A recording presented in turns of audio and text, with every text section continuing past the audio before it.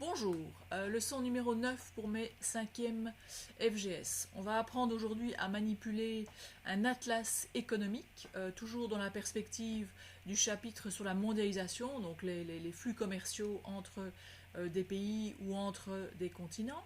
Ça c'est une première petite partie de la leçon. La deuxième leçon, ça sera pour la semaine prochaine, ça sera comment trouver des exemples, etc. Et donc je vous donnerai des petits exercices à faire sur ce logiciel.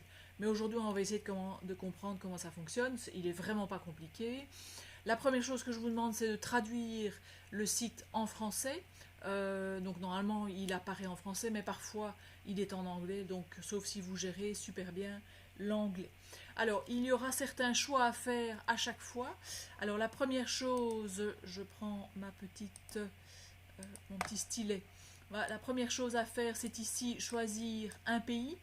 Donc ça veut dire dans la liste qui normalement s'ouvre, vous allez avoir une série de pays. Donc là moi j'ai pris la Belgique. Vous avez toujours l'information la plus vieille. Bon, c'est pas très fun, mais c'est 2017. Donc sinon vous pouvez, si vous cherchez des infos par exemple pour 2004 ou quoi, vous pouvez cliquer et choisir la date. Deuxième choix qu'il faudra opérer, c'est soit je choisis les exportations, soit je choisis les importations. Donc ça veut dire quoi les exportations? C'est le pays qui exporte vers l'extérieur, donc il va vendre des produits à l'extérieur. Et les importations, c'est le pays qui va importer, donc il va acheter à d'autres pays. Troisième choix à opérer, c'est soit, il y en a 4, mais je vais travailler avec 2 pour mon cours de géo, soit on appelle ça la carte d'arbre, soit la carte de géographie, ça vous connaissez bien.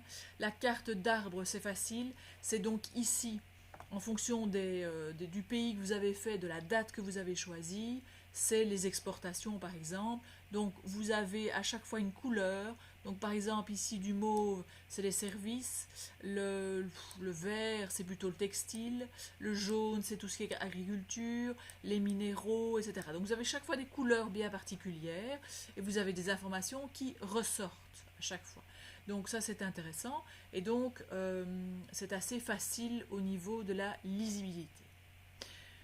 Quatrième information, quatrième choix, soit vous prenez par produit, c'est ce que j'ai fait ici, donc ça c'est facile, donc vous voyez ce qu'a exporté ou à importé la Belgique par produit, ou bien vous choisissez, mais ça ne marche pas, je ne sais pas pourquoi, par partenaire, et vous allez voir que par exemple la Belgique a exporté vers principalement l'Allemagne, vers principalement l'Autriche, vers principalement les États-Unis. Donc vous allez voir apparaître des pays, les clients principaux de notre petite Belgique en termes euh, de commerce.